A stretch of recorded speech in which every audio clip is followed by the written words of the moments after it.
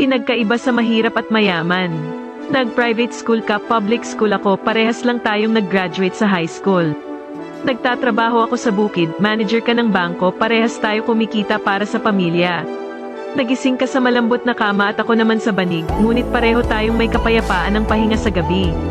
Ang mahal ng outfit mo, sa akin ukay-ukay, pero parehas pa rin tayong nagko-cover ng ating kahuberan. Tumingin ka sa orasan na Rolex, ako naman wall clock, pero hindi naman nagbabago ang oras. Pagkain mo pang mayaman, ako naman pang mahirap, pero parehas tayong nabusog.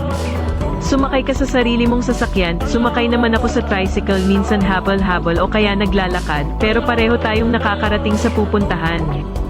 Yung cellphone mo flat screen na iPhone, sa akin keypad pero parehas ng makapag-text at matatawagan. Ang buhay ay hindi isang kompetisyon. Ang kaligayahan ay hindi nagmumula sa lahat ng bagay. Maging masaya tayo sa kung anong meron tayo ngayon. Kasama ang mga mahal sa buhay at walang mga sakit, walang permanente sa mundo, lahat nagbabago, lahat nawawala. Kaya kung anong mang meron ka ngayon ay enjoy mo lang.